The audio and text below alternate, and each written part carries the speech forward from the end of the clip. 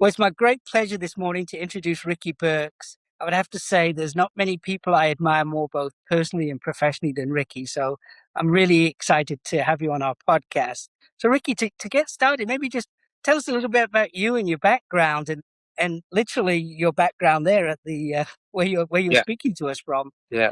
Well, thanks, Joe, and I appreciate the introduction. And I was really blessed in my career to work with a lot of great people, including yourself. So thank you. I appreciate that. And yeah, I guess one thing that I've always enjoyed is, I don't know, stretching myself, trying to come up with new creative things, both personally and professionally. And one thing that I had always wanted to do, I guess, from a little boy was fly airplanes. And so finally, at the age of 49, I decided to start my lessons, and I did. Went on to get both my private and my instrument rating, and going on 20 years now that I've been flying and enjoy it. Every week I fly somewhere. So, but it not only taught me about flying and weather and aircraft, but there's so many business lessons that I've learned. When you look behind me at that photo right there, that was my first cockpit, my first airplane. And you see all those gauges in there, but the thing that'll keep you alive when you're really needing and you need to focus and there's issues going on, there's only two or three of them you need to look at when things get tough. So you learn a lot, I think, in life, no matter what you do, both personally and professionally, about business. And that was the case for me. So I really do enjoy that. My background was in technology for 40 plus years. It was odd how I got into it. It was going to be an underwater welder. So went from underwater welding into technology and have loved it, still love it, and still keep up with my welding skills a bit. So just enjoy it overall. So thanks for having me today. Well, that's great. That's great. That's 49 years old and you went in to become a pilot. That's amazing. At 49 years old, I became expert in slippers and naps. So I'm very impressed, Rick. Yeah. Well, so you had a long and great career at USAA. You were there for what, nearly 30 years and did some amazing things. But one of the most amazing things, and I call you the father of mobile deposit. Most people don't know this, but USAA was the first to market with a mobile deposit on your iPhone and your Android, probably almost a year before JP Morgan Chase, I believe. But it's an amazing story, that the backdrop to that story. I'll chip in too, but Rickey, just kind of tell us the history behind how you came up with that innovation and how you got to market with it. Well, thanks, Joe. And first of all, I would like to say I was again blessed to work with a lot of talented people that were involved in this innovation. I guess if you refer to me as the father of deposit at home, deposit mobile, you might want to say grandfather, because I think I've got enough gray hair now that grandfather might be appropriate. But yeah, I was blessed to work with a lot of great people, both technology and the business side. And really, what initiated even going down that path and thinking about it, I guess it was two things. One, the bank at that time, the USAA Federal Savings Bank, they were listing out the top 5 reasons that they couldn't get customers to do banking. And one was deposits, because our members, our customers were all over the world, all over the country. And so if you did get checks and needed to make a deposit, it was a difficult process. You had to put it in the mail and wait and hope it got there, and did it get deposited? So that was a real hindrance in people wanting to bank and have checking accounts with USAA. And at the same time, the regulations were changing. Check had come out. They actually came out in, I believe it was three. It got enacted or enabled. And one thing I would say that sometimes technology folks and even business folks don't do on a regular basis, and I would encourage them to, is keep up with regulations. Sometimes they leave that to the compliance and regulatory and the auditors, but myself and I encouraged my team to keep up with regulation, what's going on in our industry. And so we were very familiar with Check 21. We were watching it closely. We were working with the bank, and they were telling us the struggles they were having getting people to deposit checks. And we kind of put two and two together and said, hey, this Check 21 says that we can do replacement images. Why can't we do it with a home scanner? Why can't we do this and let people begin their process in their home, so they don't even have to leave. They don't have to go anywhere. And that led to the deposit at home with the scanners. We had the first deployment in 2006 of the scanners, and it was very successful. Our members loved it. And of course, at that time, too, they were just beginning to look at putting phones into cameras into phones, into mobile devices. That was very early on. We were watching that technology, again, keeping up with what's going on in the business. So we began to work on ideas and thoughts, and of course, ended up with patents to not only with the home deposit, but then the mobile deposit. And it was a great story. And I wouldn't say great just because of the technology and how it was used, but it was great for our members. And that was the real focus. It was a focus of innovation for a business purpose that was needed. So I would give the business a lot of credit in at least identifying what was the big issue. Yeah. Now I will say they were a little reluctant because it was a stretch when you think about it. It was a stretch to get out there with regulators and all that was going on to make that leap. But a great success story, and one that I'm very proud of the team that put it together. Yeah. It's interesting what you said, Ricky, because, an intense focus on the member need, Yep. the end consumer, not Yes. the internal customer, Yep. but the end consumer, the member. Yeah. And then compliance and regulation. And it's interesting because Ricardo and I talked about this in a prior podcast about, when he was talking about the fusion cells and how we get everybody in a room. And there was a lot of maybe some disconnects between legal and compliance risk, and the business people and the technology people. And he brought that together with a fusion cell. But to your point, focus on the member, keep an eye on regulation and compliance Yep. because things change. That's not static. And, Yep. there was remote deposit capture technology was kind of available, but just in a commercial setting, right? Yep. Banks hadn't created a retail or a consumer version. But it's interesting. My recollection, you can correct me if I'm wrong, but yeah, I do recall the business was more interested in something called quick post, right? Yep. Remember their idea was quick Yep. post, Yep. and their idea was how do I get the mail faster? How do I get Yes. the mail faster? And it kind of reminds me of the old Henry Ford quote. Yeah. If I asked the customers what they wanted faster horses. They would Right. ask for faster horses. Yep. And they were, I think they were asking for faster mail. And we had that quick post solution, Yes. which didn't last very long, but you finally got through, and they embraced that, to your point, and became great business partners in pushing that through.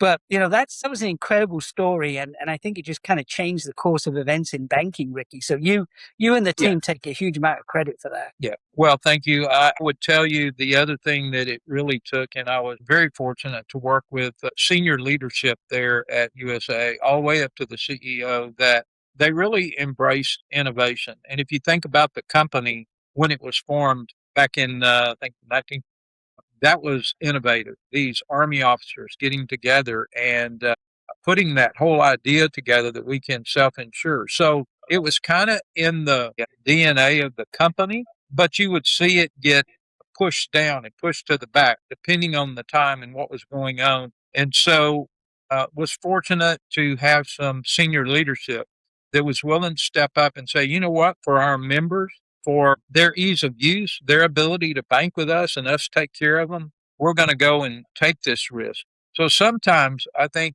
risk to a company can be risk avoidance itself if you're not careful.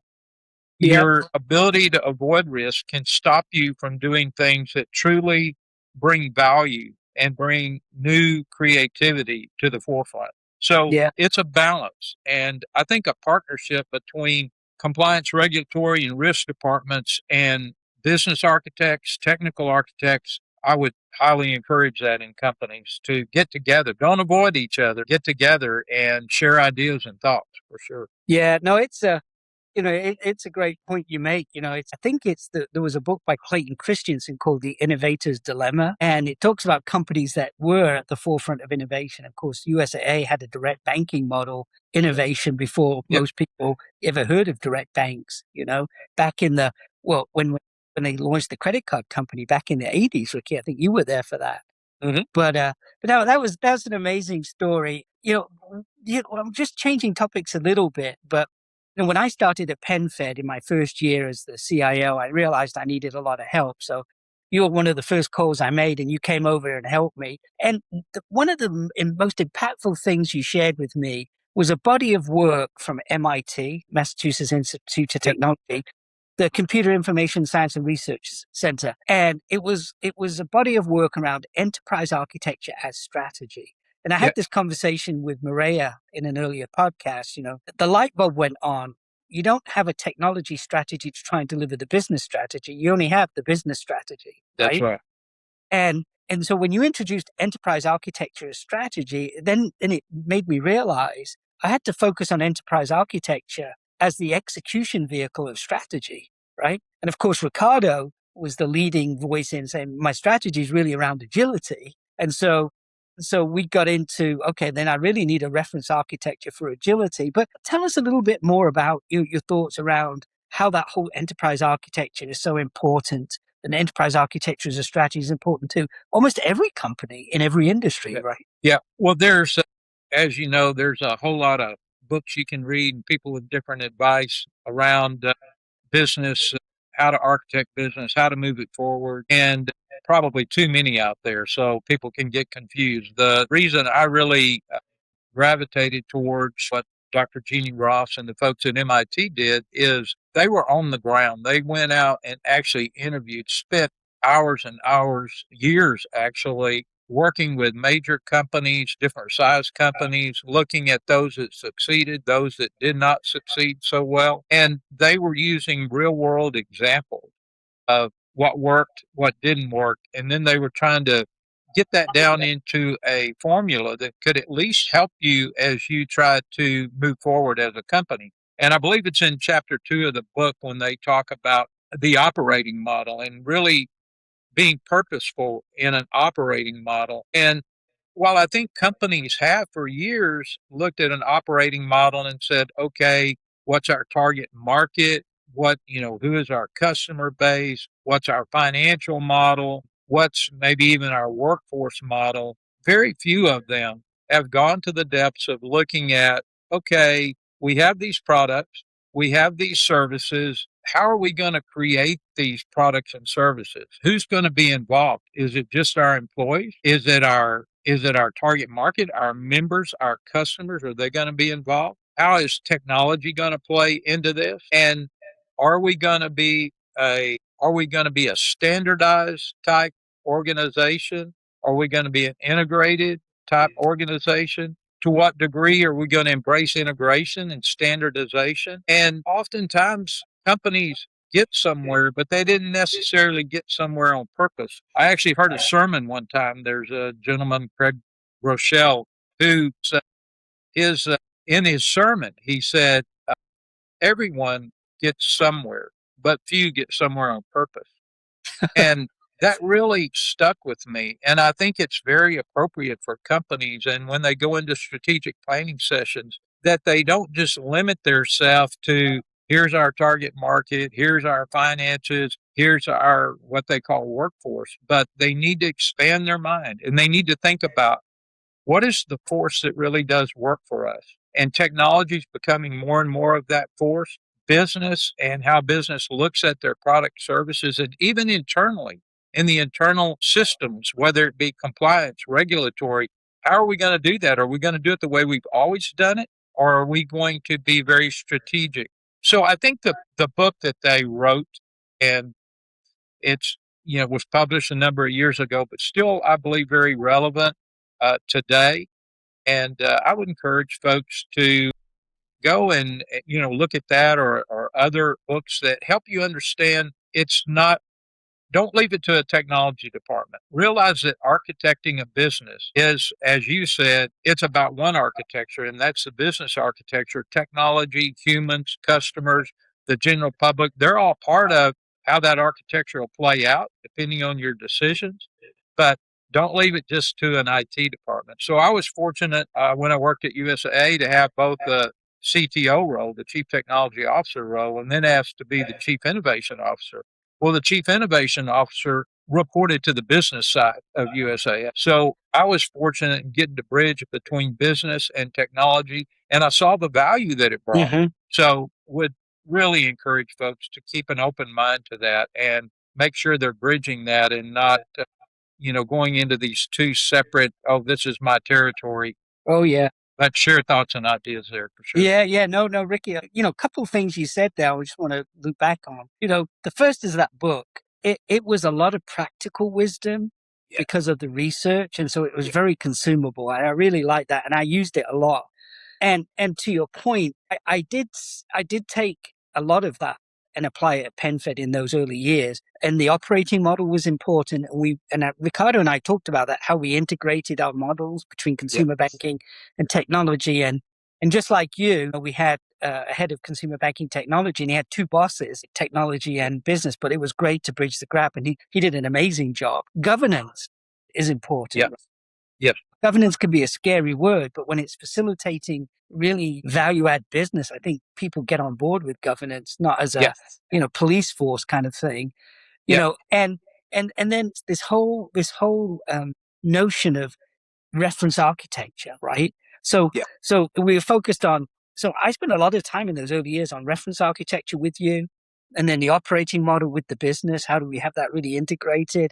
And then the governance, because that's important, Yeah. because if you don't have the right governance, to your point, everybody will get somewhere. And you just Yeah. won't get to the place Yeah. that you really wanted to get to.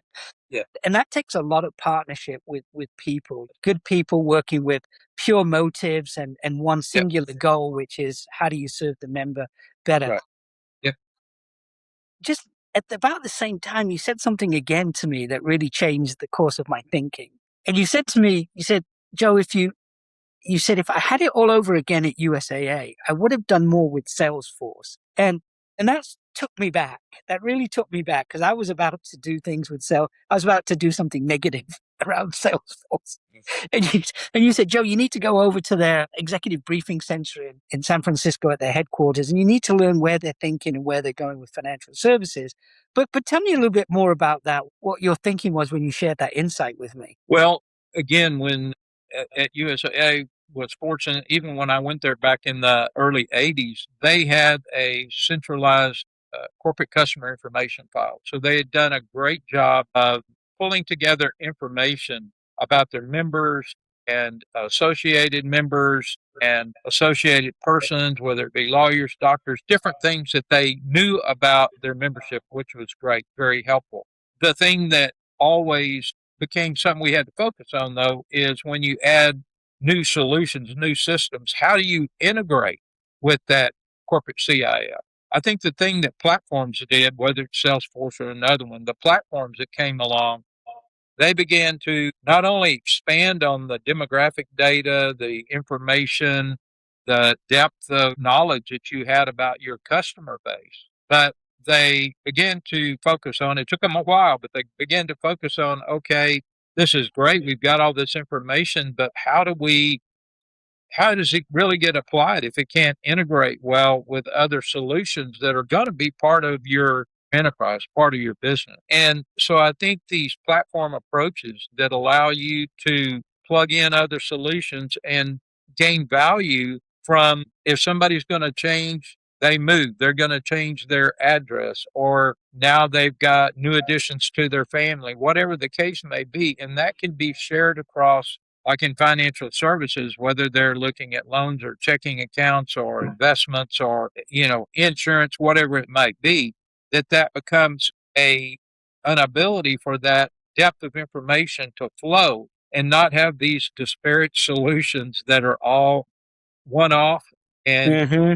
may have different information in them, not kept in sync. So I think that platform play and how that has come about can be of real value. Yeah, I agree, Ricky. In fact, Maria from Farmers Insurance Credit Union, she calls it Frankenstein, a Frankenstein architecture. But what you did for us is then platform thinking became a very important concept in our reference architecture. And Yeah. I believe even to this day, it's giving huge value. And we'll talk about agentic more. But we had built a lot of that, centralized customer information integration. And as new solutions came in, we adhered to the reference architecture.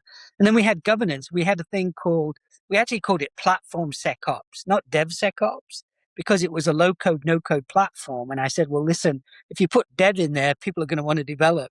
So we Right. need to keep that platform thinking. So, there's a lot in a name, platform SecOps, not Yep. DevSecOps, but that was part of the governance to keep that Yep. platform thinking alive, year after year after year. And, to your point, it can be any platform, right? Yep. But it's a commitment to the reference architecture with an operating model, with a governance structure that will give companies. And I see a lot of companies try to do that and fail. I mean, you've probably seen a lot of companies do.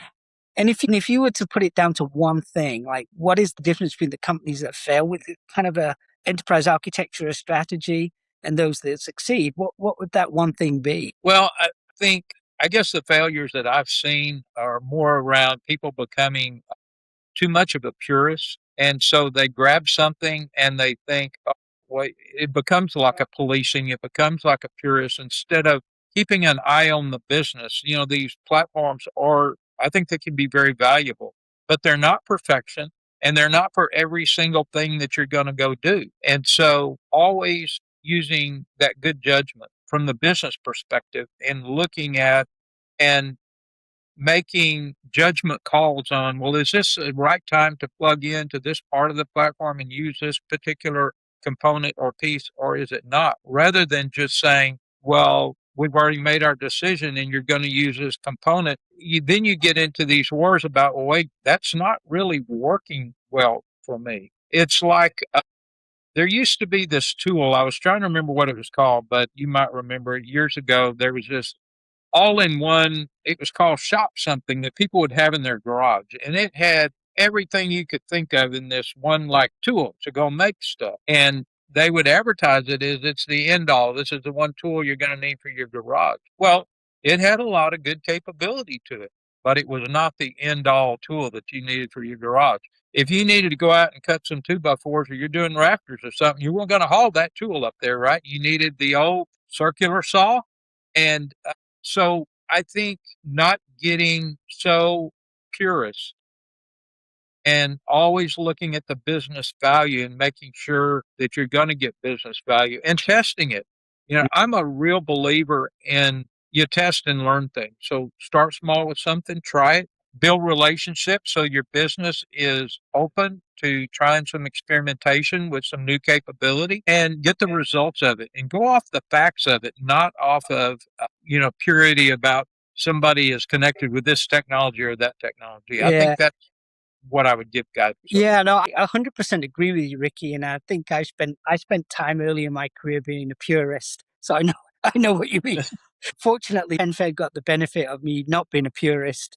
So they got me in my that phase of life. But I do think that what you're saying about, and Ricardo and I talked about this too.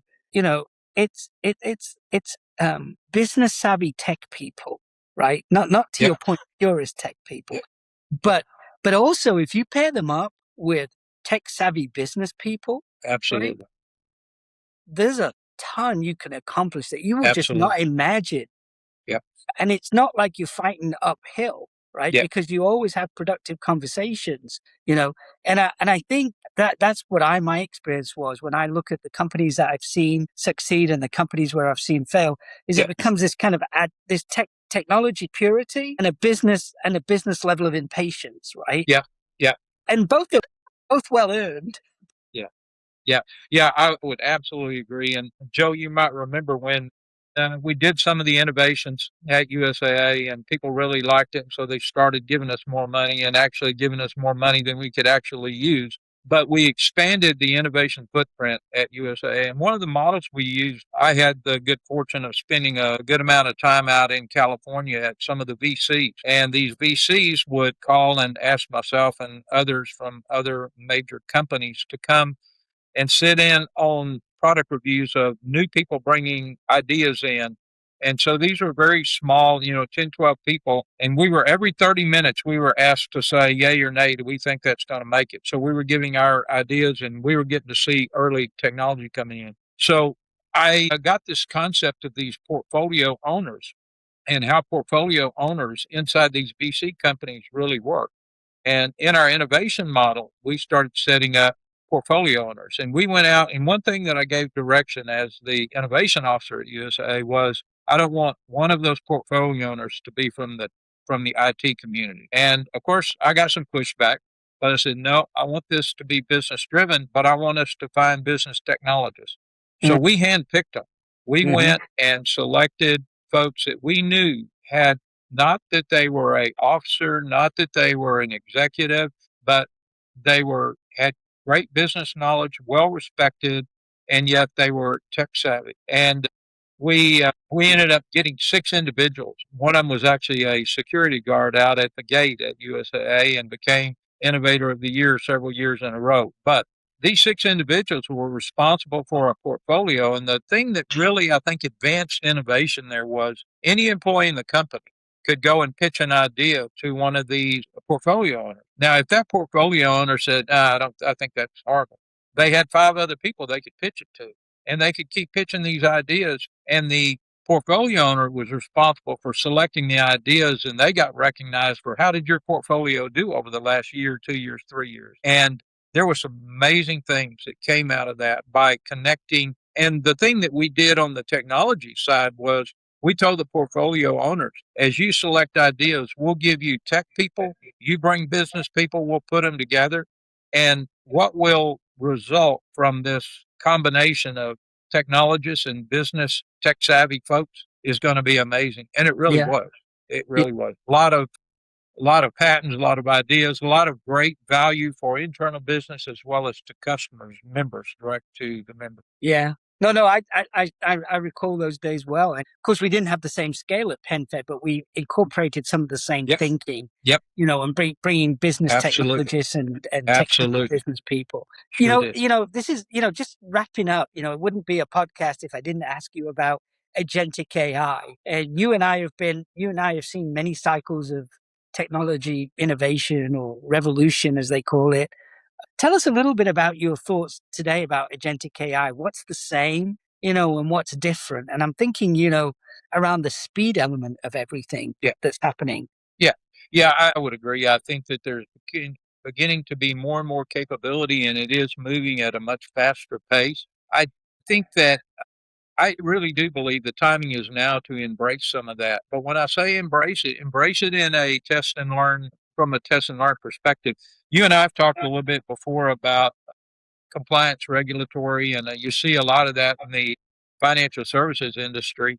And one thing that I've thought for a while, even before the current capabilities in AI were available, is how an agent, if you will, a examiner, a auditor running in the background that's automated and runs all the time could bring to light where there may be some weaknesses, where there may be some issues within a particular, whether it's on the lending side, whether it's on a deposit side, whether it's on an insurance side, whatever it might be. And I think the capabilities that are coming out now for the self learning, the continual loop feedback that these AI capabilities are bringing makes it even more valuable to begin down that path.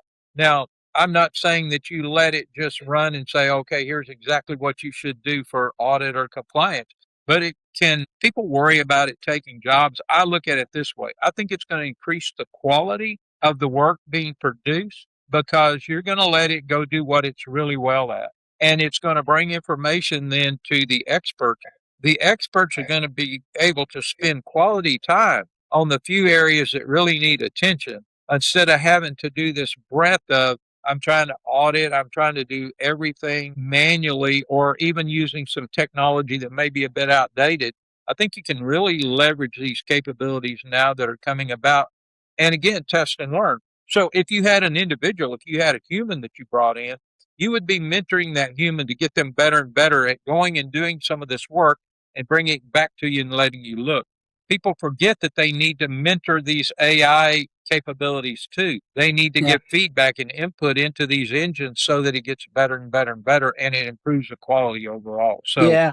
I think Yeah. there's multiple areas that I see real benefit that could be gained. Yeah, no, you made an important point there, I think, about, test and learn on yourself first, Yep, right? absolutely. Because you hear about, a lot of the risks with agentic AI, but to your point earlier, on the other side of risk is always reward, That's so if right. you just focus too much on risk, but I like your idea of using it internally for risk and Yep, compliance, yep, have risk and compliance agents yep, and, and learn. Like we used to have a saying, drink your own champagne. yep, And we did that at PenFed. We tried it on ourselves before we put yep, it out on the members. But I think what we're seeing is this kind of speed yep, dimension that's changing with business. Speed to market with products and services. How do you predict and react versus react? So there's the speed element to your business is changing, and then yep, then your speed to detect risk, right, and remediate risk, because you hear a lot of things about mythos and all these things going on, but you're going to have to up your game there, and then your speed to value, right? We're already yep, hearing people are getting token cost sticker shock, right? So the leaders, the board and the CEO are going to be even more anxious to say, well, where's the value for all this yep, expense? So, yep, speed to value. And then, yep, but I do think back to your point earlier that you still need an operating model for this yep, agility and this speed. You've yep, got to make sure your operating model can yep, execute at this speed, your governance can execute at that speed, and that your reference architecture is set up yep. to allow that speed. Yeah. Yeah, I was just thinking as you were talking about that and this speed, a lot of companies, probably most companies, still operating on the, hey, let's have an annual strategic planning conference. I think that is so outdated. I mean, where are they going to begin to use, even in the strategic planning, these capabilities? So you're doing continuous planning and bringing strategies. Now, that doesn't mean that you're disrupting yourself all the time and you can't ever have a stable look forward. But what it does mean, if there is a strategic planning agent that's continually looking and it's looking out there for things that may be disruptors that you didn't see at the last planning conference, and you need to look at it quarterly or you need to look at it monthly, it ought to be much more timely than I think a lot of strategic planning is doing today. So I think even in that arena, when you talk about the speed up, the board, the CEOs, the senior leadership, they're going to have to get that speed going as well. And companies that do that, the companies that go in and their top leader just walks in and says, hey, let's get together. I've seen something happen that we might need to adjust to.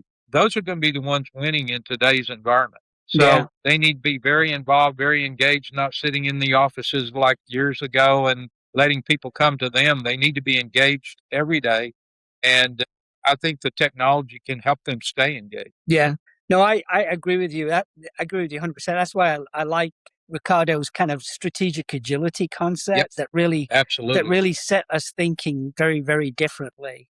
Well, Yep, Ricky, listen, it's been a great conversation. We traveled a lot of thank ground you. from innovation Yeah, to what's going on with agentic, and your wisdom and your common sense approach has always been refreshing. And yeah, hopefully the listeners to this podcast will yeah, take some of the good yeah. learning from you, the good Yeah, insights.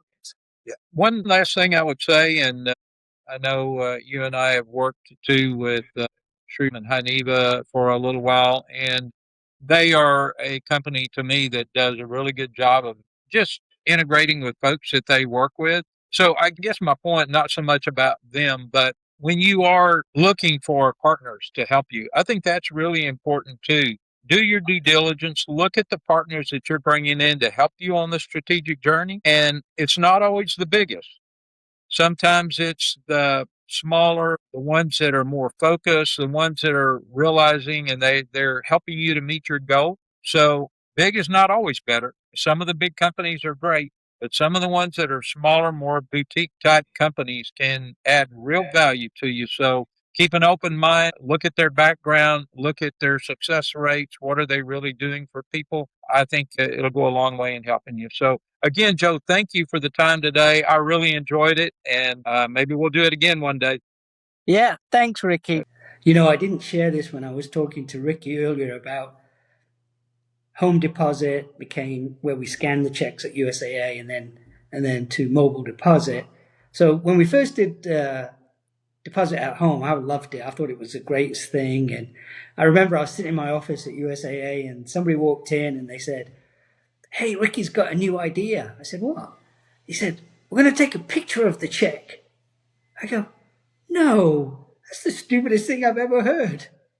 Well, of course, the rest is history. So don't put the no in innovation.